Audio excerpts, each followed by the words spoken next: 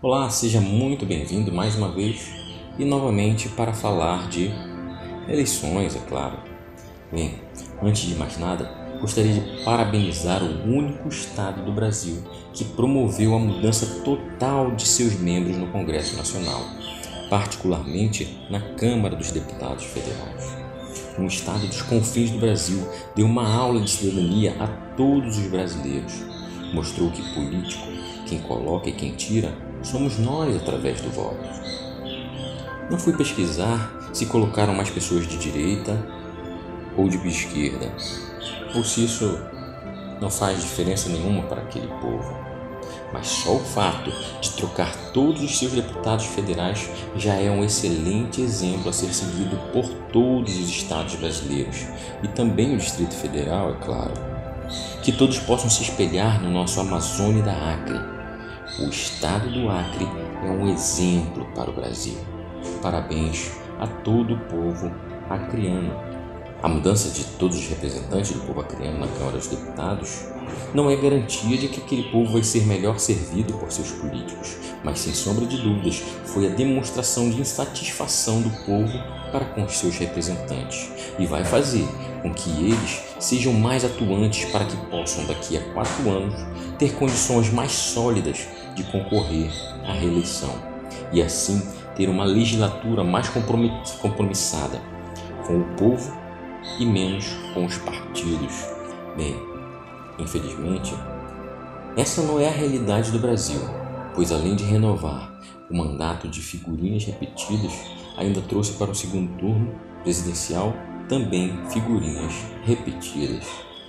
Então, dia 30 de outubro, teremos um novo pleito, no qual em alguns estados será escolhido, além do nosso futuro presidente, também os governadores de cada estado e do Distrito Federal. E tudo que desejamos é que todos possam depositar seus votos em paz e segurança e façam as suas escolhas exclusivamente em critérios políticos, deixando de lado a religião.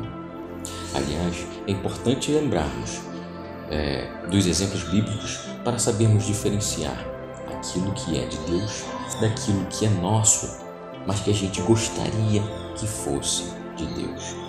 O primeiro exemplo que cito é o caso do rei Saul, que foi uma escolha do povo, que estava desejando um rei para chamar de seu, enquanto que essa não era a vontade de Deus. Então todos os povos ali que rodeavam os judeus tinham seus reis, enquanto que o povo judeu tinha apenas juízes para gerir a relação de todo o seu povo. Mas aí, mesmo não sendo a vontade de Deus, Deus ungiu aquele que seria o governante do povo, mas ainda estabeleceu para aquele povo, alertou para aquele povo que aquilo seria algo árduo para eles. Eles teriam que pagar mais impostos, teriam que ceder as suas mulheres e seus homens a serviço daquele governante. Ou seja, ele quis dizer que antes eles eram governados ou comandados ou liderados ou norteados pelo Deus vivo, mas escolheram, fizeram a sua escolha. Eles queriam que Deus abençoasse com o rei, mas era a vontade deles e que Deus permitiu que esse rei então viesse, e foi o caso de Saul. Precisamos ter, digo isso, as pessoas que têm anseio pela manifestação divina a manifestação divina em nossas vidas, em nossa terra. Nós precisamos ter o entendimento de que aquilo que é providência divina vem do inesperado, do inimaginável, do improvável, daquilo que ninguém escolhe, surge inexplicavelmente. Então não é o que a maioria aponta, porque esse aqui é o enviado de Deus para salvar a nossa nação. Então, os outros exemplos, aí sim podemos ter a providência divina, que é o primeiro caso evidente, notório na Bíblia, foi o caso de Davi. E o caso de Davi, diferente em que Saul foi ao encontro de Samuel. No caso de Davi, Samuel é que foi ao encontro de Davi. E o que aconteceu? Quando chegou, Davi ainda era um menino quando Samuel o ungiu. Então, quando ele foi à casa do pai de Davi, Jessé, ele se deparou com um homem forte e belo, certamente, e que ele, com sua percepção, entendeu que aquele seria um ungido de Deus. Então veja bem como é bem complicado a gente levar em conta o que é de Deus quando a gente não consegue discernir a mensagem de Deus. Mas Samuel era um homem de Deus, e quando ele pensou que aquele era o escolhido de Deus, Deus falou para ele que não é. Então ele perguntou para Jessé se todos os filhos dele estavam naquela mesa. Ele foi almoçar com aquela família, e Jessé falou que não, que existia um filho que ainda estava pastorando os seus animais. Então Deus mandou que Samuel mandasse buscar o filho faltante para que eles pudessem almoçar. E quando Davi chegou na casa, que se apresentou para almoçar, então ele foi o ungido de Samuel.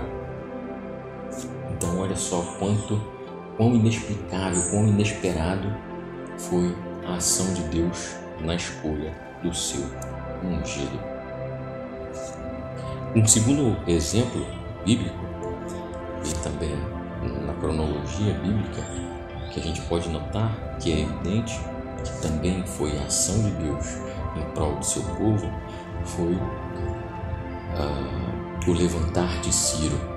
Ciro, que não era nem do povo de Deus, ele era um persa, ele foi levantado por Deus em prol do seu povo, que era um homem longe de ser desejado ou esperado ou imaginado pelo povo de Deus, que era o caso de um líder persa, depois do Império Babilônico, que judiou o povo de Deus, e esse libertou o povo de Deus da escravidão, permitiu então que o povo de Deus pudesse reconstruir o templo de Salomão.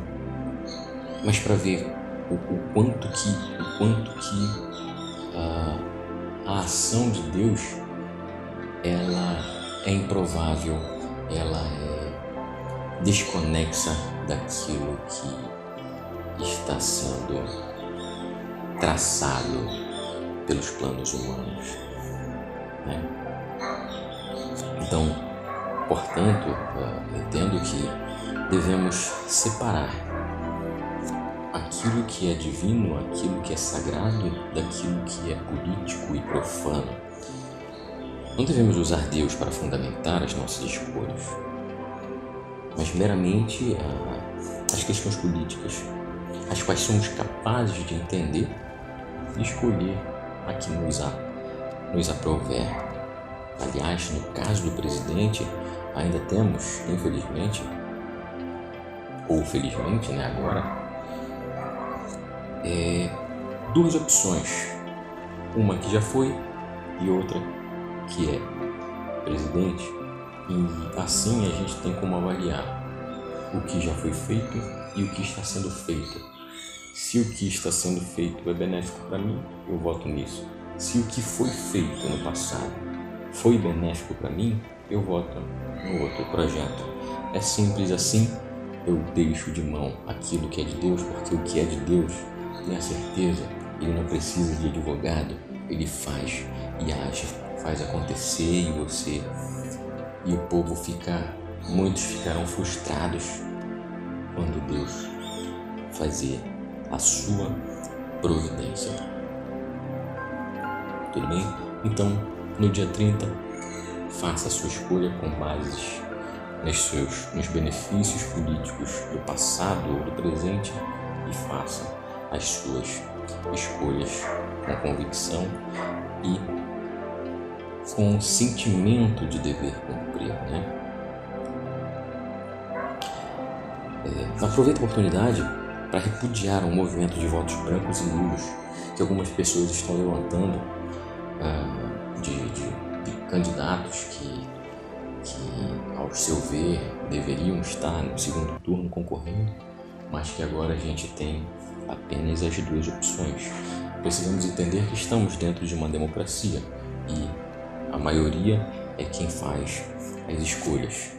Então, se eu me abstenho do voto, eu estou limitando a uma minoria, que essa minoria escolha por mim o que vai acontecer no meu país durante os próximos 4 anos. Então eu posso estar condenando meu povo a uma escolha ruim, né? Ou não. E nesse sentido eu gostaria de trazer uma pequena historinha que vai fazer você pensar melhor se vale a pena ou não se abster do voto.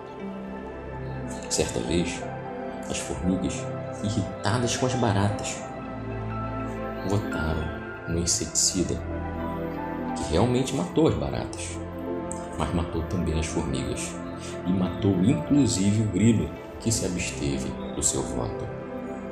Conclusão, meus amigos, é que nós podemos, com a nossa abstenção, condenar a todos, inclusive a nós mesmos.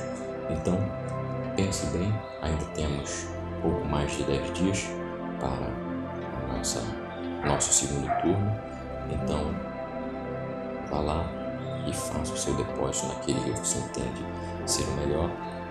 E que Deus abençoe a todos e até o próximo programa.